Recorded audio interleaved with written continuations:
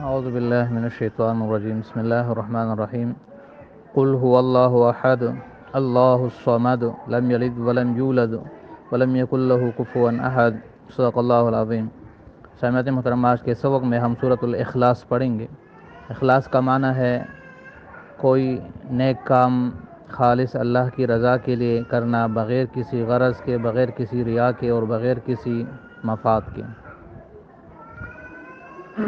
اللہ فرماتا ہے قل، اے میرے نبی فرما دیجئے، هو اللہ، کہ وہ اللہ ہے، احد، اور وہ اکیلا ہے۔ یا یوں پڑھے قل هو اللہ احد، اے میرے نبی فرما دیجئے کہ وہ اللہ ایک ہے۔ اللہ الصمد، اللہ ہی بے نیاز ہے۔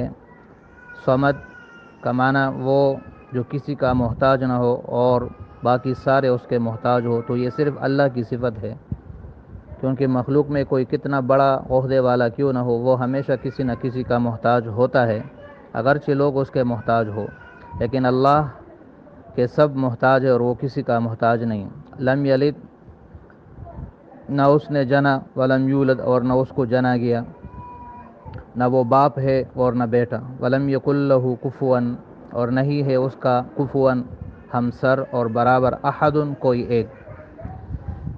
اس میں توحید بیان کیا گیا ہے، اور نبی علیہ السلام نے فرمایا کہ یہ قرآن کا ایک ثلث ہے، یعنی یہ اتنا زیادہ عظیم سورت ہے کہ پورے قرآن کا ایک ثلث بن جاتا ہے۔ اس وجہ سے بعض علماء فرماتے ہیں جو 3 بار اس کو پڑھے تو اس کو حکماً پورے قرآن کا ثواب مل جاتا ہے۔ اس میں اللہ فرماتے ہیں وہ اللہ ایک ہے، ہر لحاظ سے، ذات کے لحاظ سے بھی، صفات کے لحاظ سے بھی، نہ وہ کسی کا باپ ہے نہ کسی کا بیٹا۔ اس میں ان تمام غلط عقائد کی تردید کی گئی جو دنیا میں توحید کے علاوہ پائی جاتی ہے، چاہے وہ یہود کا یہ عقیدہ کہ عزیر علیہ السلام اللہ کا بیٹا ہے، یا عیسائیوں کا یہ عقیدہ کہ خدا 3 ہے، یا آتش پرستوں کا یہ عقیدہ کہ خدا 2 ہے، اہرمن و یزدان، یا ان تمام ہندوؤں کا عقیدہ جنہوں نے کروڑوں خدا بنا لیا، کفار مکہ جنہوں نے بہت سارے بت اللہ کے ساتھ شریک کے صفات میں، یا فرشتوں کو اللہ کی بیٹیاں قرار دیا اور جنات کی سردارزادیوں کو اللہ کی بیویاں قرار دیا۔